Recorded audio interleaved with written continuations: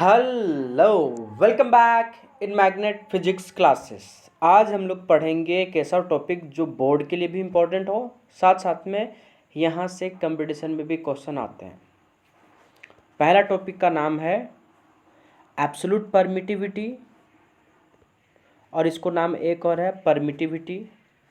दूसरा जो हम लोग पढ़ेंगे वो पढ़ेंगे रिलेटिव परमिटिविटी। ये भी टॉपिक आपका बहुत इंपॉर्टेंट है बोर्ड के लिए, साथ ही साथ में ये कंपटीशन के लिए भी इम्पॉर्टेंट है। अगर आप इसका नोट्स, हैंड रिटन नोट्स चाहते हैं तो मैग्नेट फिजिक्स क्लासेस के टेलीग्राम चैनल पर जाकर आप डाउनलोड कर सकते हैं। तो बिना लेट किए हुए चलिए शुरू करते हैं। हम आपको एब्सोल्यूट परमिटिविटी और रिलेटिव परमिटिविटी का क्रिस्टल क्लियर कंसेप्ट देंगे, समझ में आ जाएगा। साथ ही साथ में हम लोग इसमें लास्ट में न्यूमेरिकल बनाएंगे। चलिए, तो एब्सोल्यूट परमिटिविटी क्या होता है?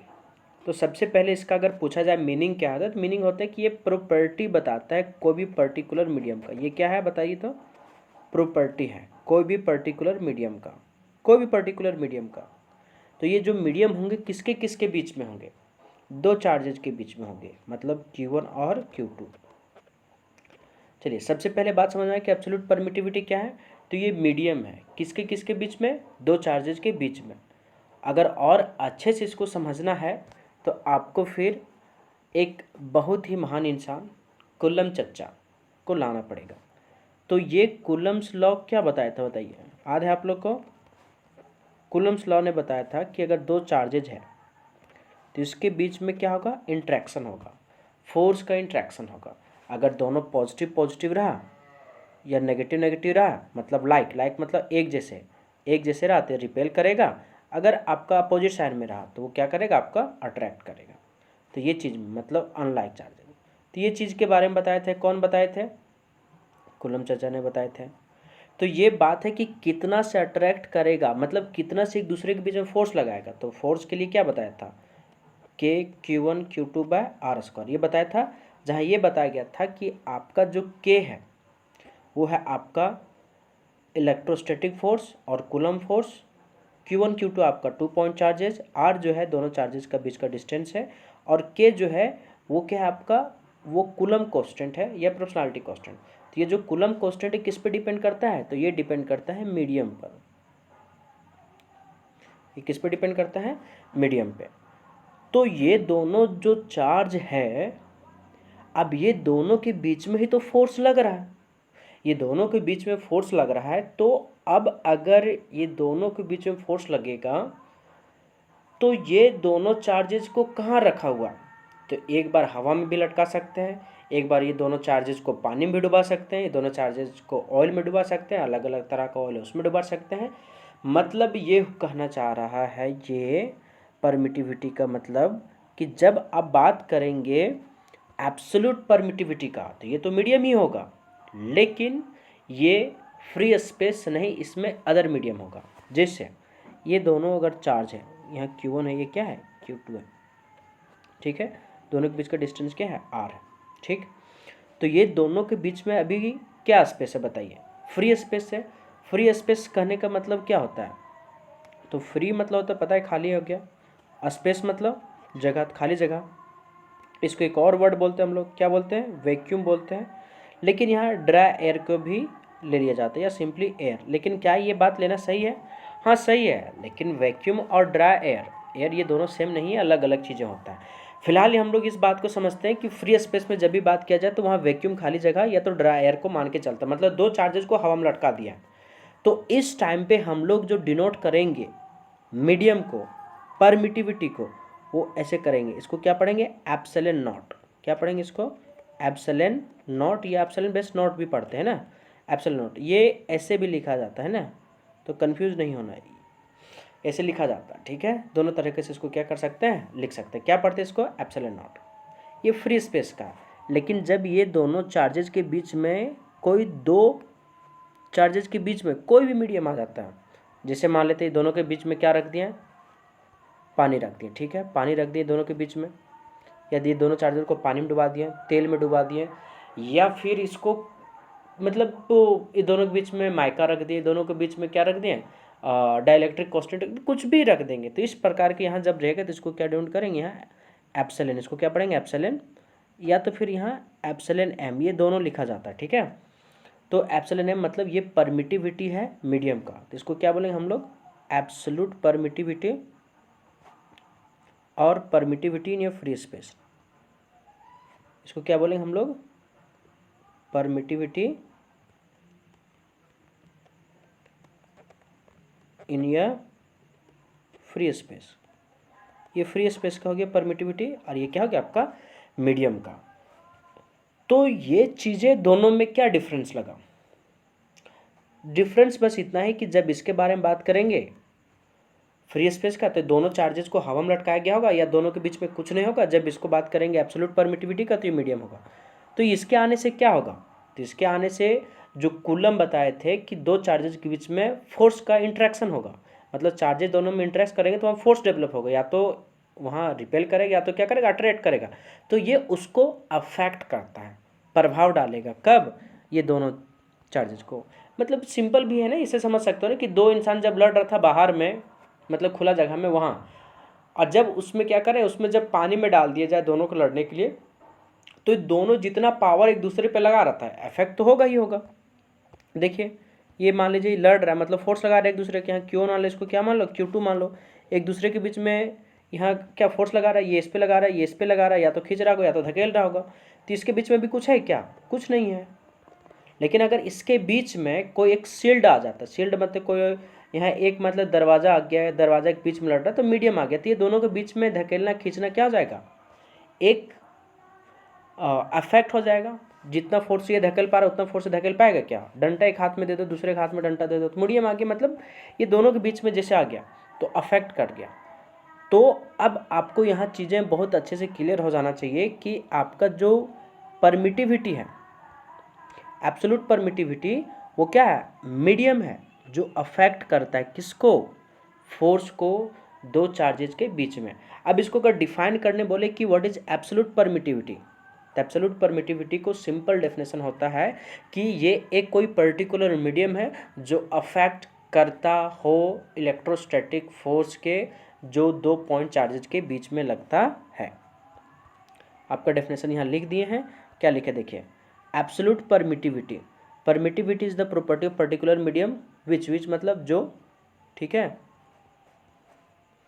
अफेक्ट मतलब प्रभाव डालेगा, the magnitude of electrostatic force existing, existing मतलब क्या होता है, अस्तित्व होता है ना, अस्तित्व होता है, ठीक है, between two point charges, it produces on field to decrease the interaction of charges. मतलब क्या बोला, ये बात को फिर से समझो कि ये प्रोड्यूस करेगा ऑन फील्ड को to decrease the interaction between charges. इस स्टेटमेंट को समझने के लिए आपको सबसे पहले इसे समझना पड़ेगा, है ना, कि आखिर ये बोलना क्या चाह रहा है। देखिए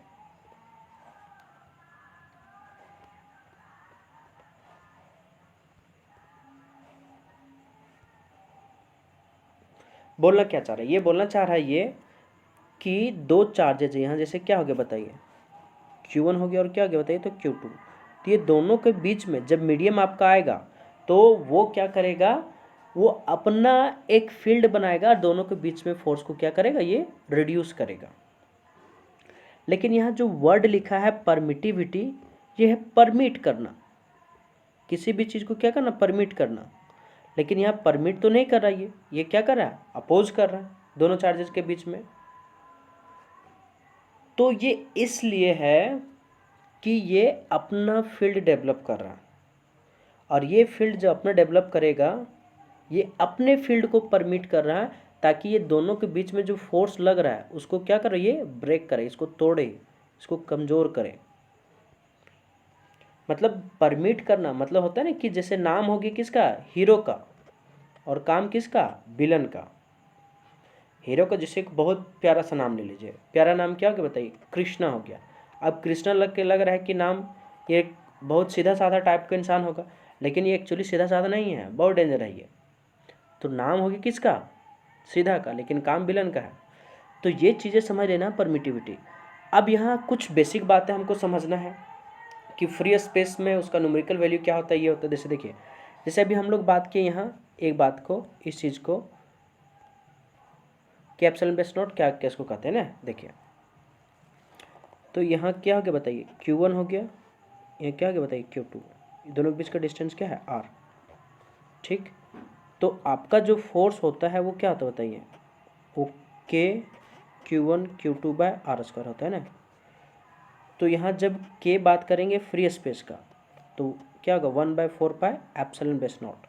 रख दो यहाँ K की जगह जहाँ है, तो F है तो F, यहाँ F नॉट लिख देते हैं फ्री स्पेस के लिए। और यहाँ क्या जाएगा, K है तो K की जगह क्या जाएगा 1/4 पाई एप्सिलॉन बेस नॉट, और यहाँ Q1 Q2 by R square. ठीक, और जब मीडियम आ जाएगा तो मीडियम के लिए क्या हो जाएगा 1/4 पाई एप्सिलॉन, M भी लिख सकते हैं या सिंपली एप्सिलॉन लिख सकते हैं, दोनों बात आपका क्या है सेम ही है। और जब यहाँ रखेंगे तो यहाँ F इक्वल टू क्या आ जाएगा बताइए 1/4 pi epsilon Q1 Q2 by R square, है ना। तो ये किसके लिए होगा बताइए, मीडियम के लिए। तो ये चीज़ें अब आपको अच्छे से समझना पड़ेगा कि फोर्स जो है आपका, है ना, वो इनडायरेक्टली है प्रोपोर्शनल, मतलब इसको बोलते हैं हम लोग इन्वर्सली प्रोपोर्शनल बोलते हैं, किसके, मीडियम के। F जो है यहाँ वो क्या है बताइए। अब इसके कुछ मायने हैं, क्या मायने हैं इसके, कि जैसे जैसे आपका एप्सिलॉन बेस नॉट का वैल्यू क्या होगा बढ़ेगा, वैसे वैसे फोर्स क्या होगा घटेगा। या फिर ये बोलें कि एप्सिलॉन बेस नॉट का वैल्यू जैसे जैसे क्या होगा बढ़ेगा, तो ये F घटा, लेकिन अगर इसका वैल्यू हम लोग घटा देंगे तो फोर्स का वैल्यू क्या होगा बढ़ जाएगा। फ्री स्पेस में जो हम लोग यहाँ मानते हैं एप्सिलॉन बेस नॉट को दो चार्जेस के बीच में, है ना, जिसका न्यूमेरिकल वैल्यू कितना होता है आधा है, कोई बता सकता है क्या, 8.854 इंटू 10⁻⁻12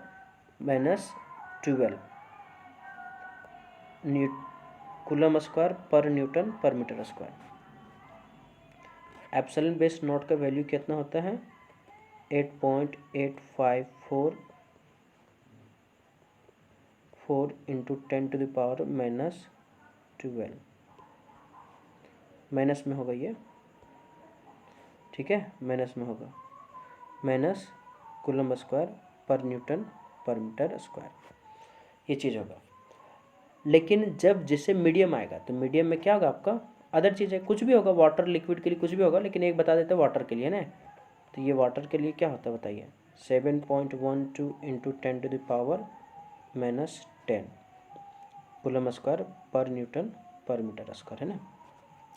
अब यह एक चीज़ यहाँ नोटिस करना, वो ये करना है कि यहाँ एप्सिलॉन बेस नॉट जो है वाटर का वहाँ कितना है -12 है, और ये क्या बताइए -10 है। इसका मतलब ये हुआ कि आपका जो परमिटिविटी है मीडियम को वो हमेशा ज़्यादा होगा किससे, फ्री स्पेस से। फिर से सुनिए हम क्या बोले सो, फ्री स्पेस मतलब खाली जगह, जिसको हम लोग एयर भी बोलते हैं। तो मीडियम का उसके जगह अगर वाटर को डाल दे, उसके जगह अगर कोई ऑयल को डाल देते हैं तो उसका हमेशा परमिटिविटी जो होगा ज़्यादा होगा, किसके कंपेयर में, आपके फ्री स्पेस के कंपेयर में। तो इसका क्या मतलब हुआ, इसका मतलब ये हुआ कि एप्सिलॉन बेस नॉट 1 ये होता है, इन्वर्सली है ना, दोनों एक दूसरे से रिलेटेड। इसका मतलब ये हुआ कि F जो है, ठीक है, वो मैक्सिमम होगा। मैक्सिमम कब होगा, जब एप्सिलॉन बेस नॉट मिनिमम होगा। और ये मिनिमम कब होता है आपका फ्री स्पेस में, फ्री स्पेस में सबसे कम होता है। तो ये चूंकि एक दूसरे से इन्वर्सली रिलेशन है, तो ये क्या होगा आपका फोर्स उस टाइम पे मैक्सिमम होगा। बोल सर क्या इसको याद करना है परमिटिविटी इसका, नहीं, इसको कुछ याद करने की कोई ज़रूरत नहीं है। हाँ, लेकिन लिख लीजिए बस ये वाला आपका जो है परमिटिविटी फ्री स्पेस को याद रख लेना, क्योंकि ये कभी कभी ऑब्जेक्टिव में पूछ देता है, लेकिन अगर न्यूमेरिकल आएगा तो हालांकि वहाँ आपको लिख के दे देगा। ठीक है, चलिए, तो आपको क्लियर होगी चीज़ें, आप चाहेंगे तो नोट कर लें इसको अच्छे से, ठीक है।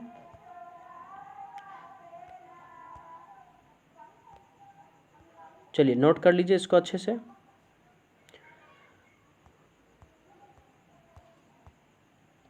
नोट कर लिए, चलिए देखिए कि ये चीज़ें अब आपको ये क्लियर हो गया ये स्टेटमेंट कि क्यों डिक्रीज किया, ठीक है, क्योंकि ये एक दूसरे से क्या है इन्वर्सली रिलेशन है। अब नेक्स्ट इंपॉर्टेंट टॉपिक है, उस पर आप बात करते हैं, जिसका नाम है रिलेटिव परमिटिविटी। अच्छा, रिलेटिव परमिटिविटी क्या होता है इसका मतलब? ये वर्ड में लिखा हुआ है, इसका एक और नाम है, क्या नाम है बताइए तो? Dielectric constant. ठीक है, इसको हम लोग के से नहीं कापा से डिनोट करते हैं, इसको क्या पढ़ते हैं? कापा। के ऐसे होता है, ठीक है ना, के आपका ऐसे होता है, लेकिन कापा कैसे होता है पता है आप लोग को? ऐसे होता है, ठीक है। तो डाइलेक्ट्रिक कांस्टेंट को कैसे डिनोट करते हैं? कापा से भी करते हैं या तो एप्सिलॉन आर से करते हैं ना, ठीक है। देखिए क्या है सो, तो रिलेटिव मतलब क्या होता है? रिलेट करना। परमिटिविटी किसको रिलेट करना? परमिटिविटी को। अब बात है कि किससे रिलेट करना, तो फ्री स्पेस में। जैसे हम लोग यहाँ दो चार्जेस था, तो ये दोनों चार्जेस के बीच में भी क्या है? फ्री स्पेस है, कुछ नहीं है। लेकिन ये जब चार्जेस था Q1 और Q2, इसको हम लोग किस में डाल दिए थे बताइए? वाटर में डाल दिए थे। किस में डाल दिए थे? वाटर में ना, ब्लू लाइन को लाते ताकि लगे सच में वाटर है, वाटर में डाल दिए थे। दोनों के बीच में क्या हुआ? कुछ तो प्रभाव पड़ा है ना। तो ये रिलेट कर रहा है, कंपेयर करना है सिर्फ फ्री स्पेस में। यहाँ क्या हो गया बताइए? एप्सिलॉन बेस नॉट हो गया, और ये क्या बताइए? एप्सिलॉन एम हो गया। तो एक दूसरे से कंपेयर कर रहा है, रिलेट कर रहा है कि परमिटिविटी जो होगा इस मीडियम का, मतलब इसको लिक्विड मान लेते हैं, लिक्विड में सारे चीज़ आ जाएंगे है ना, इस लिक्विड में कि कितना होगा, किसके कंपेयर में? इस फ्री स्पेस के कंपेयर में। तो वो कंपेयर करेगा। तो इसको क्या होता है पता है? इसको डिफाइन कैसे करते हैं? तो एप्सिलॉन आर, इसको क्या पढ़ेंगे? एप्सिलॉन बेस आर, ये होता है परमिटिविटी मीडियम का divided by permittivity in a free space. फिर से सुनिए, इसका यही डेफिनेशन भी है, यही डेफिनेशन है। क्या डेफिनेशन है? कि the ratio of permittivity in free space, permittivity in a medium to the permittivity in a free space, the ratio of absolute permittivity of a medium to the permittivity in a free space is called relative permittivity. और relative permittivity क्या होता है? Unitless और dimensionless physical quantity होता है। क्यों? क्योंकि आपका जो परमिटिविटी ऊपर में जो लिखे मीडियम का, ये दोनों का एसआई यूनिट क्या होता है आपका? सेम ही होता है। और एसआई यूनिट और डायमेंशनल फार्मूला जब भी निकालने बोले तो वो कहाँ से निकाला जाता है? फार्मूला से। फार्मूला बहुत ज़्यादा हेल्प करता है कोई भी फिजिकल क्वांटिटी को उसके एसआई यूनिट और डायमेंशनल फार्मूला निकालने में। तो ये चीज़ें क्लियर हो गया कि हम क्या बताएं सो, कि रिलेटिव परमिटिविटी को कंपेयर किया जा रहा है। अब इसको अच्छे से न्यूमेरिकल में यूज़ करेंगे, इसके लिए और अच्छे से समझना पड़ेगा कि ये क्या है बताइए? रिलेटिव परमिटिविटी है। कैसे इसको हम लोग लिखें? एप्सिलॉन एम डिवाइडेड बाय क्या होगा बताइए? Epsilon naught. ठीक है, तो क्या बताएं कि the ratio of permittivity in a medium to the permittivity in a free space. तो इसको अगर हमको लिखना पड़ेगा तो एप्सिलॉन से गुना कर देंगे, है ना, ये हो गया। तो एप्सिलॉन एम जो मीडियम का हुआ वो क्या हो बताइए? वो ई आर, एक्चुअली इसको ई नहीं पढ़ेंगे, ई पढ़ना क्या हो जाएगा? गलत। इसको हम लोग क्या पढ़ेंगे? एप्सिलॉन आर, ठीक है। ई, इसको हम लोग क्या पढ़ेंगे? एप्सिलॉन, इसको पढ़ेंगे ई, जो आगे इलेक्ट्रिक फील्ड में यूज़ करेंगे। तो ये एप्सिलॉन जो आर है वो गुना है, किससे गुना है बताइए? वो है आपका परमिटिविटी इन या फ्री स्पेस, ठीक है। जैसे एग्जांपल के लिए अगर वाटर का दे दे ये कि परमिटिव, जैसे आपका डाइलेक्ट्रिक कांस्टेंट है ना, इसका दे दे कि 81 है, हालांकि 81 पॉइंट समथिंग होता है। तो अगर ये दे दे मीडियम का तो कैसे निकलेगा बताइए? तो 81 को गुना कर देंगे किससे? एप्सिलॉन से। तो एप्सिलॉन बेस इसका वैल्यू पता है, इंटू 10 टू पावर क्या आता है? -12। तो जब इसको गुना कर देंगे तो आपका लगभग आ जाएगा 7.12। समझिए चीज़ों को हम क्या बोल रहे हैं, कंपेयर कर दे। जैसे अगर ई दे दे आर कितना आपका, मान लेते हैं एक ग्लास का कितना दे दिया? 7 मान लेते हैं। तो आपको क्या हुआ कि ये ग्लास का है आपका 7, ई आर जो है आपका ग्लास का 7 है। तो बताइए इसका मीडियम में क्या हो जाएगा फिर? ये बोल दे कि डाइलेक्ट्रिक कांस्टेंट ग्लास के लिए जो है कितना है बताइए? तो वो है आपका 7 है। तो बताइए इसका जो ई ग्लास का क्या होगा? तो क्या होगा बताइए? तो ई आर गुने क्या हो गया? एप्सिलॉन बेस नॉट, क्योंकि हमको सबको किससे कंपेयर करना होता है? फ्री स्पेस से। तो फ्री स्पेस का क्या होगा? Epsilon base not. तो एप्सिलॉन आर का वैल्यू कितना है बताइए? तो 7 है, और एप्सिलॉन बेस नॉट को हम लोग गुना कर देंगे 8.854 से।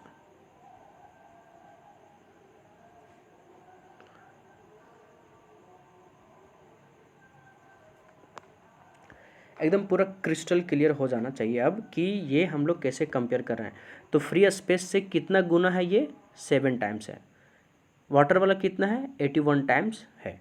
तो ये कंपेयर कर रहे हैं, ठीक है, नोट कर सकता है इसको। चलिए देखिए, तो ये चीज़ एकदम क्लियर हो जाना चाहिए, है ना। अब अगर यहाँ तक पूरा क्लियर हो गया, क्या क्या पढ़ना था हमको? एक पढ़ना था एब्सोल्यूट परमिटिविटी मीडियम के लिए, फ्री स्पेस के लिए, और क्या पढ़ना था इसके लिए। तो ये जो आया आपका वो रेशियो निकला, और ये भी देखा गया कि ये आपका यूनिट लेस और क्या है, डायमेंशन लेस है। ये हमको समझ में आया कि ये दोनों चार्जेस के बीच में मीडियम होगा, जो दो फोर्सेस के बीच में क्या करेगा, अफेक्ट करेगा। फिर इसके बाद हम लोग ये देखें कि ये परमिटिविटी फ्री स्पेस का है, जिसका जो वैल्यू है सबसे कम होता है। अगर ये सबसे कम होता है तो यहाँ फोर्स क्या होता है, सबसे ज़्यादा होता है। मतलब फोर्स जो आया था वो कैसे रिलेशन आया था, इन्वर्सली रिलेशन आया था, किसका, एप्सिलॉन का। तो मतलब ये हुआ कि जैसे जैसे आपका मीडियम का बढ़ेगा वैसे वैसे आपका क्या होगा कि फोर्स घटेगा। जैसे जैसे फोर्स घटेगा, इसका मतलब ये भी बोल सकते हैं कि आपका एप्सिलॉन आर का एप्सिलॉन का वैल्यू क्या हो रहा होगा, बढ़ रहा होगा। तो चलिए न्यूमेरिकल बनाते हैं ना।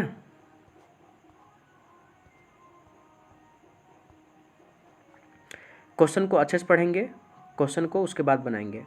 चलिए, 2 charges are placed in a vacuum at a distance of d। 2 charges हैं, ठीक है, Q1 और क्या चाहिए, Q2।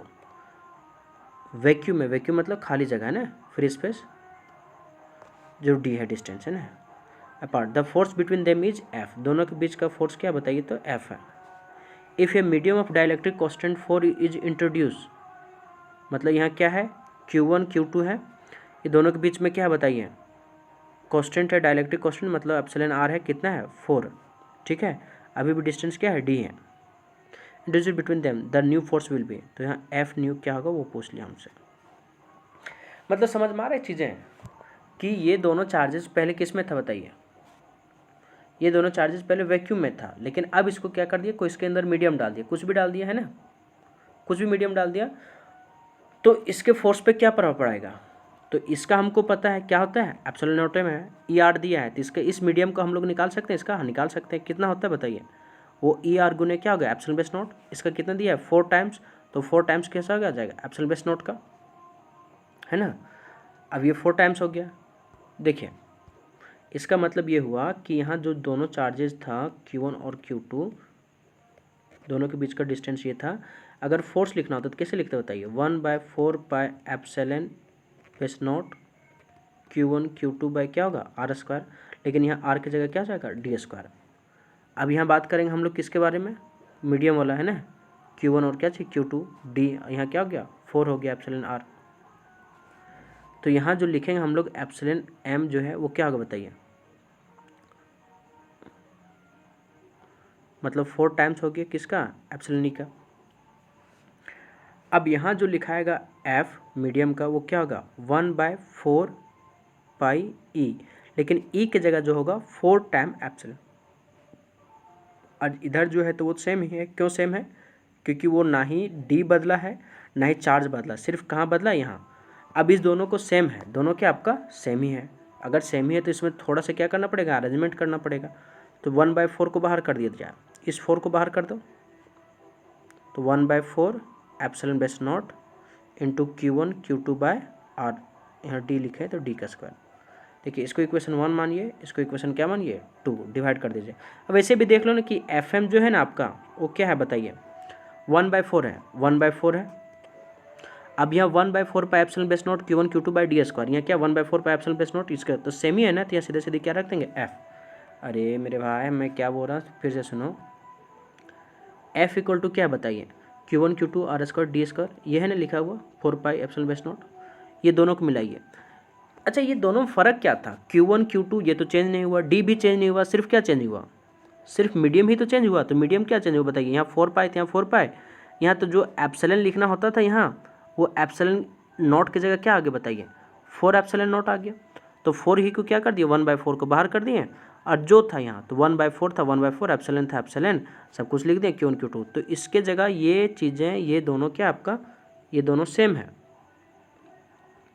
तो एफ एम है तो एफ एम, 1/4 है तो 1/4, इसके जगह हम लोग सीधा क्या रख सकते हैं, एफ को। तो इसका मतलब एफ एम जो न्यू हुआ वो क्या होगा बताइए, 1/4। मतलब ये हुआ कि ये रिड्यूस कर गया फोर्स, कितना टाइम से, 1/4 से। अब वैसे भी एक चीज़ याद है आपको, हम बताए थे फिलहाल कि एफ जो होता है आपका क्या होता है बताइए, 1/एप्सिलॉन है ना। तो ये एप्सिलॉन नॉट था, तो यहाँ नॉट था, ये कितना से बढ़ गया, एप्सिलॉन नॉट बढ़ गया 4 टाइम से, है ना।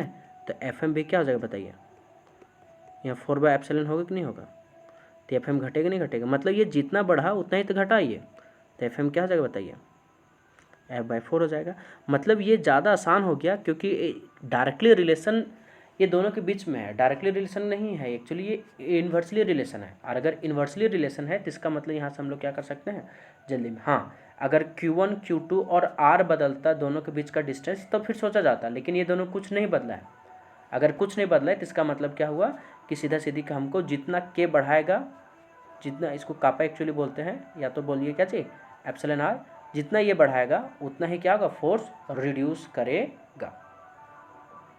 ठीक है, तब इसको क्या करें नोट कर लें, नोट कर लें अच्छे से,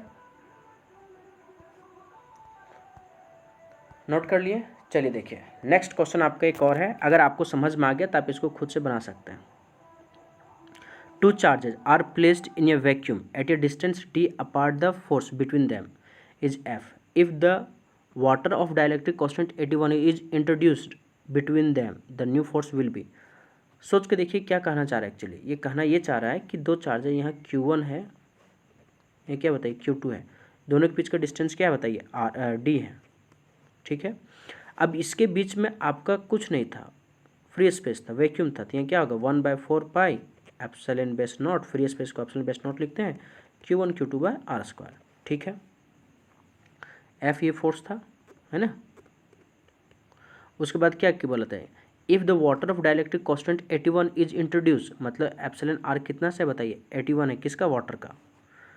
तो अगर इसका पूछा जाए बताइए कि इसका परमिटिविटी क्या होगा वाटर का, है ना, तो वाटर का क्या होगा बताइए epsilon r into epsilon base not ये होता है, तो ये वाटर के लिए क्या हो जाएगा बताइए 81 गुने क्या हो जाएगा एप्सिलॉन बेस नॉट। अब देखो यहाँ जहाँ एप्सिलॉन बेस नॉट है वहाँ कितना से कर देंगे 81 को रख देंगे, तब आपको समझ आना चाहिए कि F जो न्यू होगा वो कितना होगा, वो हो जाएगा F/81। मतलब जितना से वो बढ़ेगा उतना ही से क्या होगा ये घटेगा। सिंपल है ना। चलिए कोई बात नहीं, पूरा डिटेल बता देते हैं, पूरा डिटेल बता देते हैं, पूरा डिटेल बता देते हैं। चलिए देखिए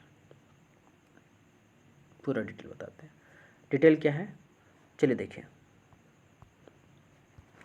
ये आपका Q1 है, ये क्या आपका Q2 है,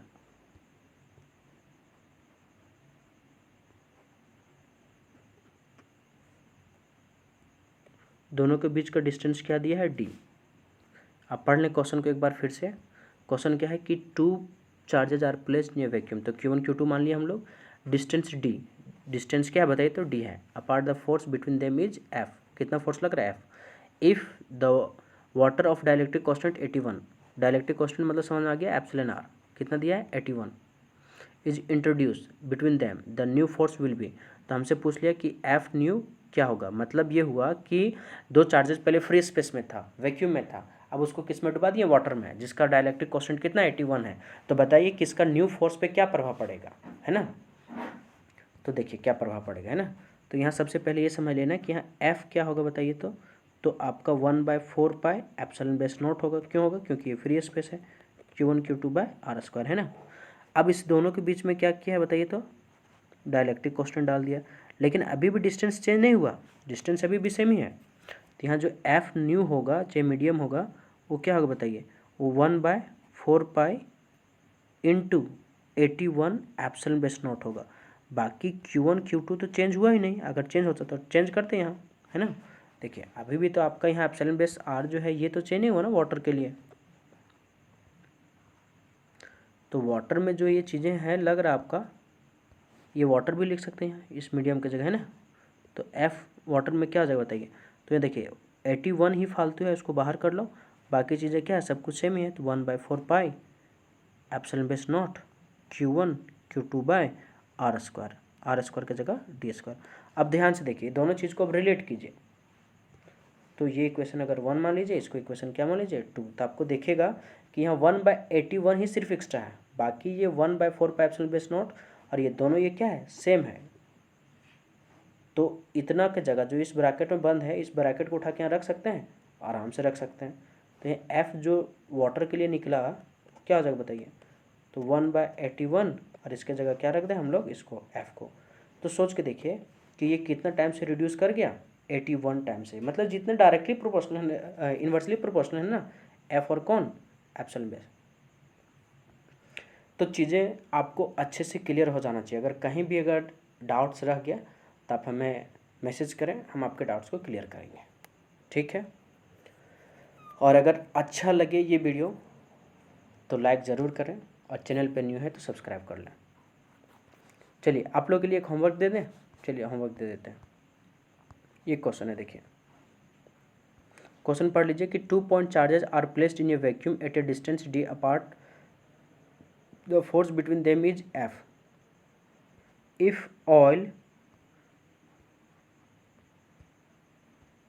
oil is introduced between the charges, then force reduces 1/4 of vacuum. Find the dielectric constant. ओहो, यहाँ क्या था, यहाँ Q1 और Q2 था, ये Q1 Q2 था, इसके बीच में क्या रख दिया बताइए, ऑयल रख दिया। क्या रख दिया, ऑयल।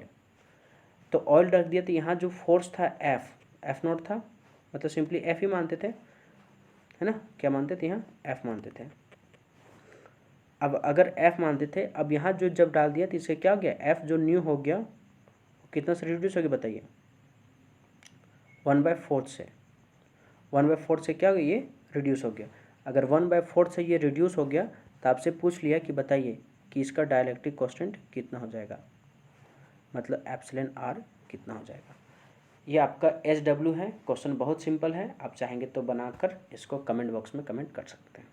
तुरंत बना के कमेंट कीजिए, आपका इंतज़ार रहेगा कमेंट का। Thank you, have a great day.